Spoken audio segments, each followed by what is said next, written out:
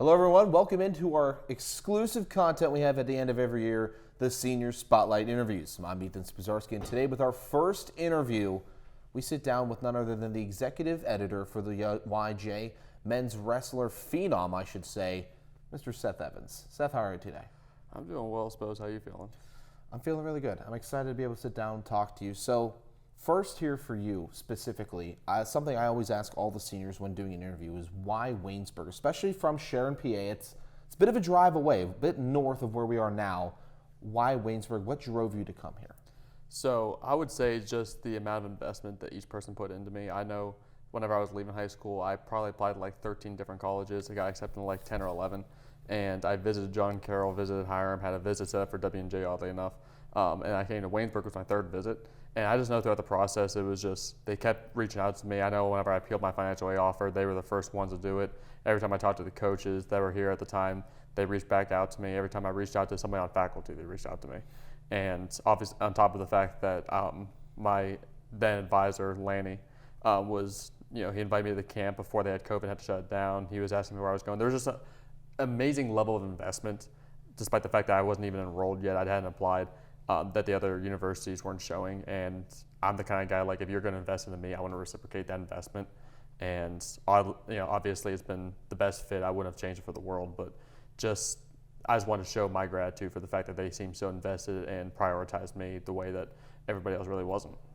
So you are a human services major, which you, as the executive editor for the LJEC, I'm sure it's a little bit of a detour. People, expect you to be more of a comm major. But can you talk to us about the human services major and then also that comm minor you have, what that has been like to transition and maybe some of the hardships, some of the, the highlights of it. What has that been like for you as someone who's up here as much as a normal communications major?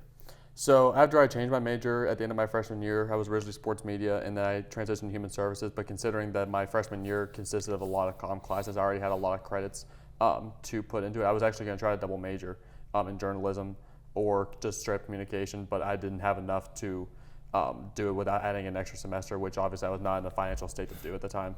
So I kept my comm minor, and it's not really a crazy transition because, and this is no disrespect to anybody in the second floor, but I've always identified as a communication major, even if that's not my degree. And that's not, again, I love everybody on the second floor of the human services and the humanities type area and social science, but every great experience I've had has been on this floor. Every great experience I've had with people have been on this floor. And I understand, I know what I'm being called to do, and what I'm being called to do lends itself more towards the humanities and social science realm. But in regards to where I get the most fulfillment, it's definitely on the fourth floor of Beale, and with all the comm guys, all the comm professors. That's where I feel like my home is. So you mentioned it there, kind of with being comfortable with it, and you got involved with the Yellow Jacket early on in your collegiate career. Where did stepping into the shoes of filling in for then Micah Leith kind of come in? How did that turn in full circle? And can you talk to us about your executive editor experience? So I knew for a fact whenever that position was going to come up that I was not going to be the first applicant. At the time, Marley Wolf was, and because she had to kind of prioritize a couple other things, she did not take that position. I was the copy desk chief my sophomore year, which wasn't an executive staff position, but it was a position that Micah put me on just to get some experience, and he approached me with it in the control room. It was right before one of our meetings, and I'm like, tentative, because I'm like, okay, I don't know if I can handle this because Micah makes it look so easy, even though I know there's so much to it. I'm like, yeah, I'll take it, but I'm a little nervous, and he seemed confident. That's whenever I really started to ingratiate myself with the faculty up here more than I did before, because even though I was on the staff, I really wasn't talking to them on a day-to-day. And obviously there was, some a learning curve to start off with it. I didn't know how to use InDesign. I didn't know how to make my entire staff.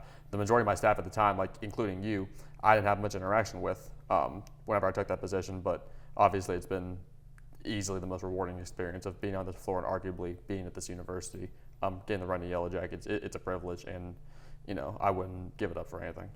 So you talked about in your first answer, a part of the reason you came here was the communication, the fact that they were buying into the process early on before you would even apply to be a student here. Can you talk to us about your wrestling career now as well? Because you come in, you have definitely had a bigger impact, have been a consistent performer for that team for the last 2 years, no question, and arguably all 4 years of your collegiate career. Can you talk about that experience, especially with having to go through it a few different coaches as well? Yeah, so I mean, for anybody who's wrestled and anybody who knows anything about the sport, it's a grind. And I'm blessed for the fact that each year I've made a little bit of progress. Each time, like my freshman year, I had 13 wins, sophomore year 14, junior year 16, while missing six competitions. And this year was kind of like a breaking point for it, to where like I went from 16 wins to I had 30 wins this year. Placed at every tournament other than John Suma, and I was in the blood rounds of Fairmont and the regional tournament. So I'm blessed with the progress I've made, and like I said, I wish I could say so much more than I have time to, but again, that's just another thing I wouldn't trade for the world. It's a grind. Believe me, there's a lot of times where I was frustrated and resentful with the sport, but being in a spot now where as blessed as I am to be able to continue on coaching other college athletes at a different university, I wouldn't, if someone could tell me, hey, you get another season to compete here at Waynesburg, I wouldn't pass that up, because again, it's such a rewarding experience, especially whenever you get time to sit back and look at, rather than if you're on the ground, if you're in the middle of it, and it's a little hard to appreciate as much. So you talked about that wrestling, how it's much of a grind.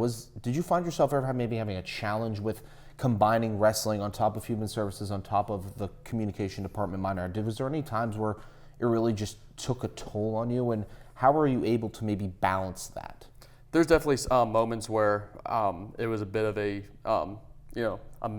physical, emotional, mental struggle. Like I know this past year, whenever we had our December print layout, and that fell on a week we had an Ohio Northern tournament. It was right after we got back from a 4-day break, and obviously, like I would go from class to practice, and then I'd probably go work out again and try to get some water weight off, and then right after that, I'd come straight up here and stay up here until 1:30 in the morning each night to work on my print layout. So I've had weeks like that, but it's also, I know how I'm wired, I know how I am, and I take so much more fulfillment in being able to be productive and being able to give whatever I have to these things. And with that comes, I won't say cutting corners, but also making sacrifices in other areas. If I'm going to put everything I have into the Yellow Jacket, everything I have to my sport, there are going to be times where like other things are not going to be as prioritized. And sometimes I might include my time up here. And that's one thing I'm blessed with, is the fact that I was not up here a lot, especially during the day, during the wrestling season, and I never felt like people up here were resentful for it. I never thought they thought less of me for it.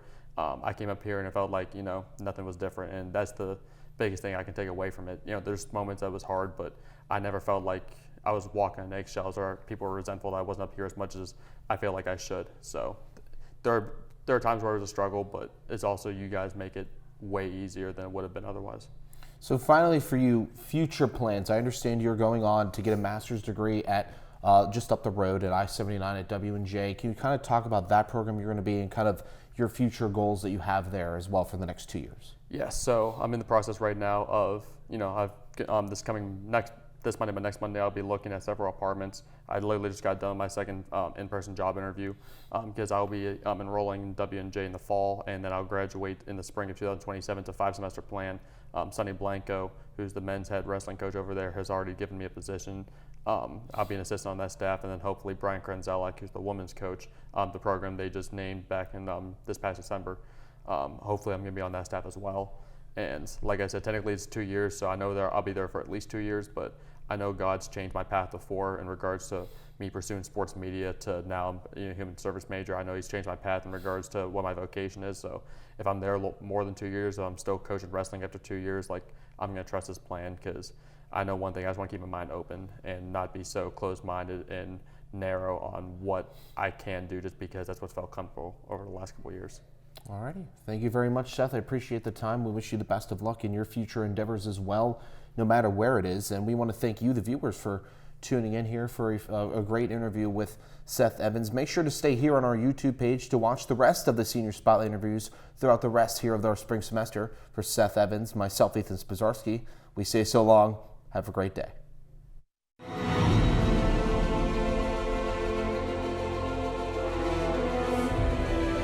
This has been a production of Waynesburg Community Television.